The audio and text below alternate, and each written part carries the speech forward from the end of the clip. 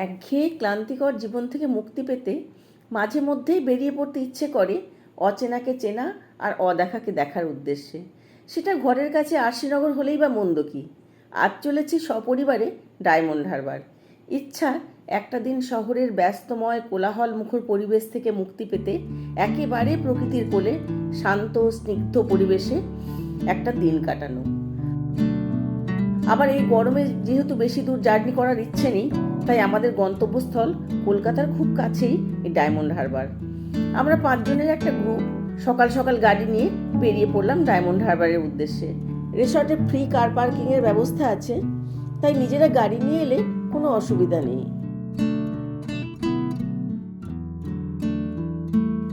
গঙ্গা এখানে যেহেতু মোহনার কাছে, তাই এর বিস্তার এত বেশি যে একুল ওকুল দেখা যায় না। হোটেলে পৌঁছে মনটা খুশিতে ভরে গেল। অনেকখানি জায়গা জুড়ে গঙ্গার তীরে স্নিগ্ধ শীতল হাওয়ায় পরিপূর্ণ হোটেলের চারিধার। অনেক গাছগাছালি, গঙ্গার ধারে বসার জায়গা, বাচ্চাদের এবং বড়দের মিলে 4টে সুইমিং পুল, দোলনা, বাচ্চাদের খেলার জায়গা দেখে এত ভালো লাগলো। সুইমিং পুলের টাইম হচ্ছে সকাল 8টা থেকে রাত্রি 8টা। আমরা যেদিন গিয়েছিলাম সেদিন ছিল পূর্ণিমা।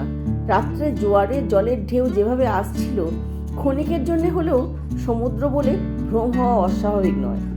আর গঙ্গা এখানে যেহেতু মোহনার কাছে, তাই এর বিস্তার এত বেশি যে একুল ওকুল দেখা যায় না। হোটেলে অনেকগুলো ডাইনিং হল, রাত্রে রুফটপ রেস্টুরেন্টের ব্যবস্থাও আছে। খাবারের স্বাদও যথেষ্ট ভালো। এখানে কটেজও আছে অনেকগুলো, যে কোনো ছোট অনুষ্ঠান করারও ব্যবস্থা আছে। এই রিসর্টের নিজস্ব ক্রুজও আছে, তবে এই সময় সার্ভিস বন্ধ থাকায় আমরা গঙ্গাবক্ষে ভ্রমণের সুযোগ থেকে বঞ্চিত হয়েছিলাম।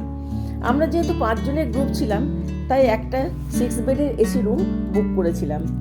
রুমে 2টো ওয়াশরুম, 3টে ফ্যান, 2টো AC, geyser, mini fridge, electric kettle with tea kit সব কিছুরই ব্যবস্থা ছিল। যথেষ্ট ওয়েল লাইটেড রুমটি।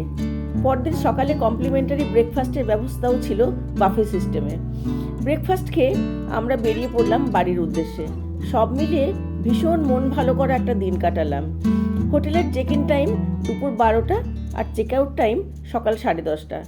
আগে থেকে রুম বুক করে যাওয়াই ভালো, তা না হলে রুম নাও পাওয়া যেতে পারে। শিয়ালদা দক্ষিণ শাখার ট্রেনেও এখানে আসা যায়।